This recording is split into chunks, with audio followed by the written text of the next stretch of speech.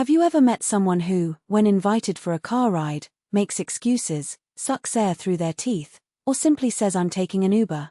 While most people see the steering wheel as freedom, the passenger seat as comfort, or even the road as therapy, they seem to shrink at the idea, as if the simple act of sitting inside a car sets off an internal alarm.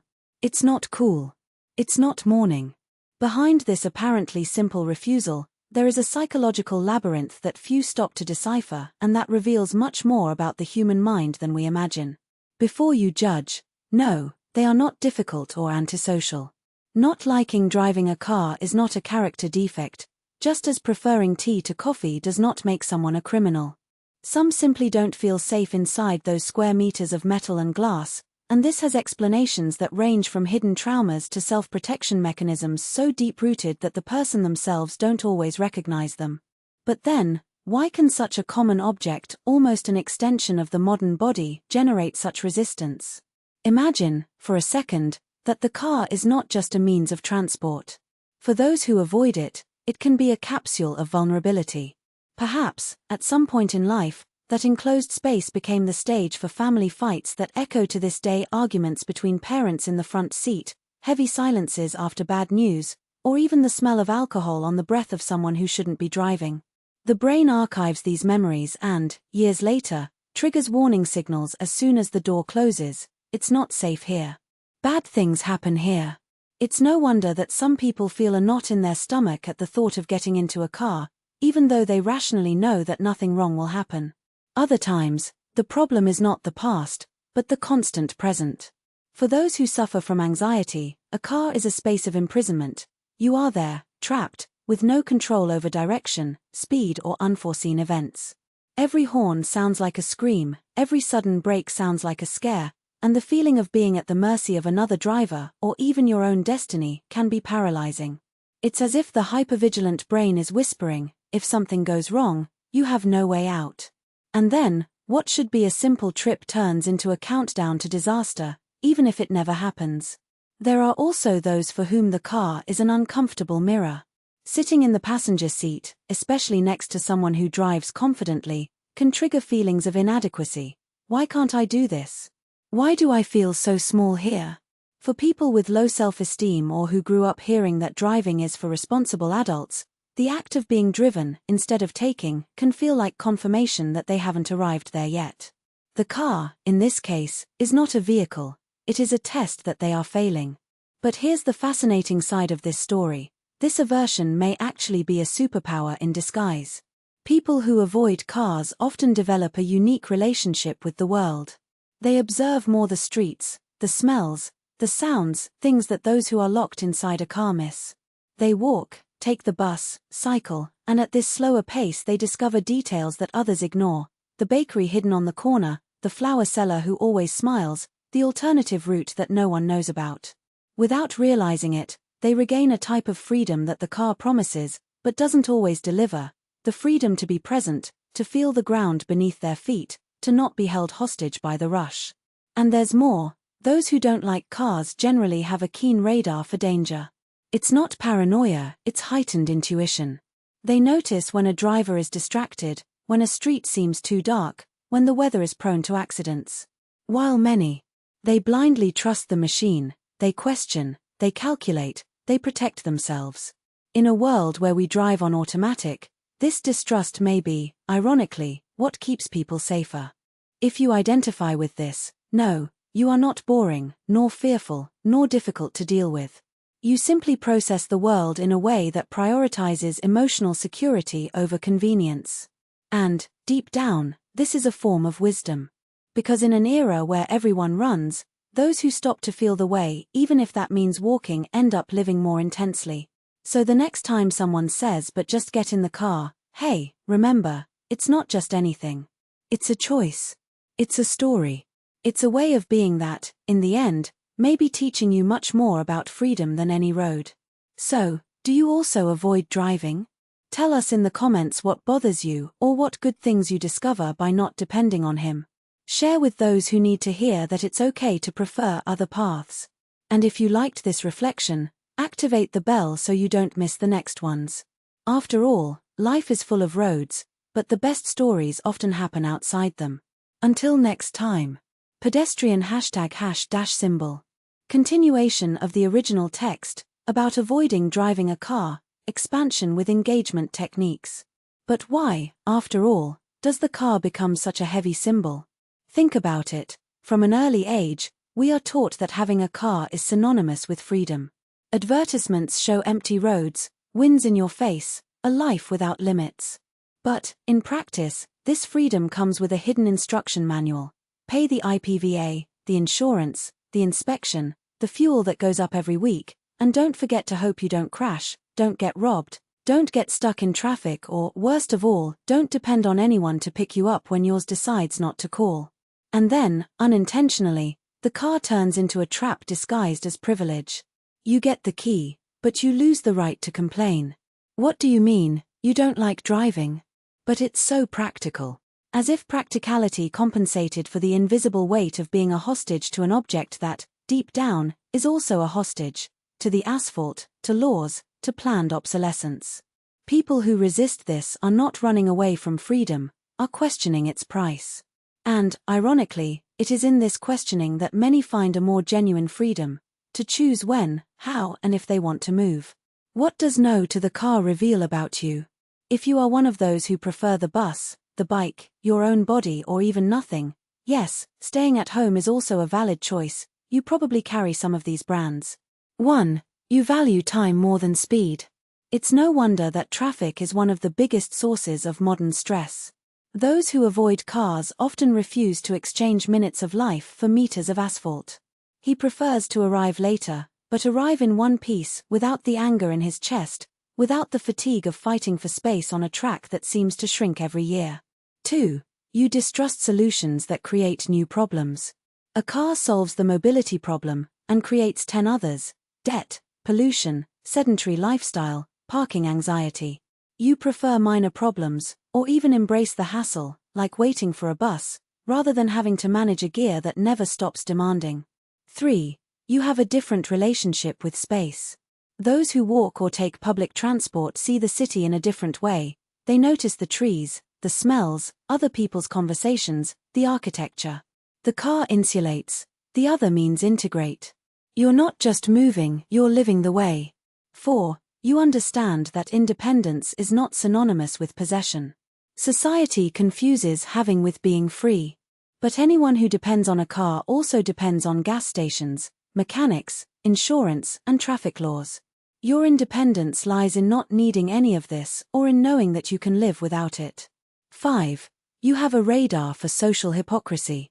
What about the rain? And the sun? What about safety? They ask as if you hadn't thought about it. You know these arguments are the same ones used to sell anything. Buy this, otherwise you'll suffer. Your answer: maybe I'd rather get wet. The silent revolution of those who walk slowly. There is a poetic rebellion in those who refuse the car. It's not just a matter of preference, it is a political act. Because when you say no to the car, you are saying no to the idea that productivity is more important than presence. No to the myth that real adults have to drive. No to the rush that makes us lose track of distance, not just the physical one, but the emotional one. How many times have you gotten home and not remembered the route? That's not practicality, it's speed-induced amnesia. People who walk, bike or take public transport regain something that the car stole: the right to feel the world. They know that life is not a journey between points A and B, but what happens along the way, including, or especially, the unforeseen. The paradox: those who go slower, sometimes go further. It seems contradictory, but those who approach transportation with less haste often live longer. I'm not just talking about years of life, although walking really increases life expectancy, but about intensity. You remember the details: the conversation with the bus driver, the smell of fresh bread at the bakery on the corner, the music that played on that street. You develop patience, and in today's world, patience is a superpower. You discover that slowness is a filter. It removes the superfluous and leaves only what is important. How many emergencies would lose their meaning if we were forced to walk? Of course, I'm not romanticizing the lack of options. I know many people don't have a choice, and that's a serious social problem. But I'm talking about those who can drive and choose not to make a habit of it. This choice, small in everyday life, is revolutionary in the long term. What if the problem isn't the car, but what it represents? Basically, the discussion is not about transport. It's about how we want to live. The car is just a symbol of a culture that values the destination more than the journey, having more than being, efficiency more than experience. When you resist it, you are resisting a system that convinces us that wasting time is the worst sin, even though that wasted time is precisely where life happens. So the next time someone says, "But how do you live without a car?" smile and respond, "Alive. That's all." And in the end, I guess that's what he's for. Now, tell me. White heavy checkmark. Do you also avoid the car? What bothers you most about him, or what did you gain by letting go? White heavy checkmark. When was the last time a walk or a slow journey surprised you? A meeting, a landscape, an idea that came along the way. White heavy checkmark. Share this text with anyone who needs to hear that it's okay to go against the grain, literally. And if you liked this reflection, activate the bell so you don't miss the next ones. Because life is a road, but the best stories don't fit on the GPS. Until the next lap. Or the next stop. Pedestrian #Herb. What if true freedom lies not in going faster, but in stopping running? Think about it. The car is just the tip of the iceberg. He carries with him an old promise that speed is synonymous with progress, that arriving early is winning, that stopping is losing. But what if this equation is reversed? What if, in fact, those who run too much are running away from themselves, from boredom, from what only appears when we slow down?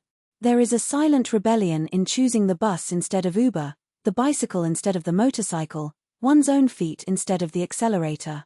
It's not just economics or ecology, it's a declaration of independence.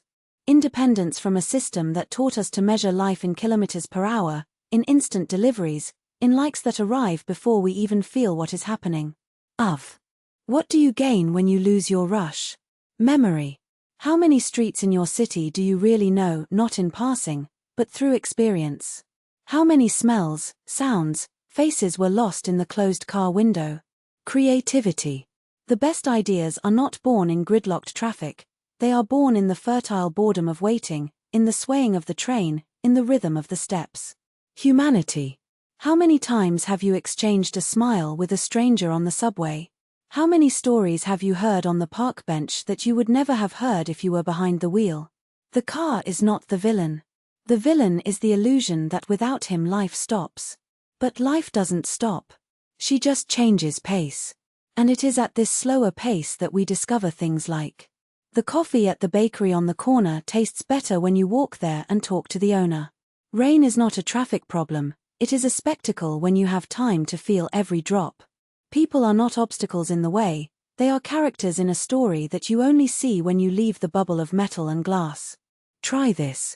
The next time you have to go somewhere nearby, leave your car at home. Not out of obligation, but out of curiosity. Write down what you see, hear, feel, things that would pass you by at 60 kilometers per hour. Then tell me, what did you find on the way that wasn't on the GPS? And now, tell me. Small blue diamond, when was the last time you chose to take it slow? A leisurely lunch, a walk, an afternoon without plans. What happened? Small blue diamond, what do you miss most when you're in a car? The wind in your face. The possibility of changing route on the fly. The sound of your own thoughts. Small blue diamond, share this text with someone who needs to remember that life is not a race and that, sometimes, the longest shortcut is the shortest path to happiness. If this text made you rethink something, save it to favorites and turn on notifications. Because here we don't just talk about transportation, we talk about how you want to live. Until the next bend. Or the next stop. Or the next deep breath halfway through. Herb pedestrian #. P.S. If you've made it this far, I have a challenge for you. For a week, write down one thing you only noticed because you weren't in a car. It could be a flower on the sidewalk, a conversation heard as you pass by, or even the feeling of tiring your legs and knowing that it's you, not an engine, moving you forward. Then tell me in the comments. Let's build a map of the things that rushing makes us miss. Map #sparkles. Globe showing Europe Africa. What if the wrong path was, in fact, the only one that could take you here? Have you ever stopped to think that the best places in life don't have addresses on GPS? It's not the paved streets, the calculated shortcuts or the fastest routes that hold the memories that define us. There are those forced detours, those curves that the map doesn't predict, those moments when you lost the signal, your patience and, without meaning to, found yourself. Small blue diamond. What happens when you stop following the script? Imagine that day when traffic made you take an unfamiliar road, and you discovered a small town with a cafe that served the best cornmeal cake you've ever eaten. That time your flight was cancelled, and you spent the night in an airport talking to a stranger who became a friend. That irrational decision, the course you didn't take, the job you left, the person you let go, that, years later, you understand was the only way to get where you are. Life is not an algorithm. It does not optimize routes. It throws you into dead ends so you can learn your way back. She makes you go around so that you realize that destiny, sometimes, is the return itself. Construction sign. Why are we so afraid of getting lost? Because society has taught us that to make mistakes is to fail. What? Delay is synonymous with incompetence. Changing your mind is weakness. Not having a plan is irresponsible. But what if the plan was precisely to have no plan? What if true competence were the ability to reinstate yourself? Windy along the way? Think about the people you admire most. I bet none of them got there by following a manual. Heavy checkmark. They tripped, and learned to fall with style. Heavy checkmark. They got lost, and discovered that the wrong was just another way to get it right. Heavy checkmark. They disobeyed, because sometimes the best rules are the ones we break. Old-fashioned key. The magic of paths without a map. There is a hidden beauty in things that you cannot control. The wind that messes up your hair when you walk aimlessly. The feeling of relief when you admit, I don't know where I'm going, and that's okay. The people who appear just when you least expect it, and disappear when the lesson has already been learned. The ancient Greeks had a concept called kairos, the right moment, one that does not follow the clock, but the wisdom of time. It's the moment when you stop forcing it and suddenly everything falls into place, not because you planned it, but because you allowed it. Road. A challenge for you, yes, you who are reading this. Over the next 7 days, do one thing that wasn't on your emotional GPS. Cancel an appointment that you only keep out of obligation. Go to a place without researching first, let chance choose. Say yes to something that scares you, even if it's just coffee with someone new. Stop halfway, literally, pull over, breathe, look around. Then tell me. Small orange diamond. What did you see that you wouldn't see if you were in a hurry? Small orange diamond. What fear did you overcome without realizing it? Small orange diamond. Which mistake turned into a gift? Let's build a map of the things that only happen when we stop following the map. Electric light bulb. The truth that no one tells you. You are not lost. You are in transit. And the best destinations are not those that we mark on the GPS, but those that we find when we stop looking at the screen and start looking at the road. Save this text. Come back to it when life throws you a sharp curve and you think you took the wrong path. Sometimes the longest shortcut is the only route that leads to the version of you haven't met yet. Until the next bend. Or the next stop. Or the next time you decide that the best path is one that doesn't yet exist. Herb. P.S. If this text reached you, it was not by chance. Share with those who need to remember that life is not a straight line, it is a labyrinth full of exits that we invent ourselves. Map. Sparkles. Fire. Want more? Turn on notifications. Here we don't just talk about arrival, we talk about how you want to travel.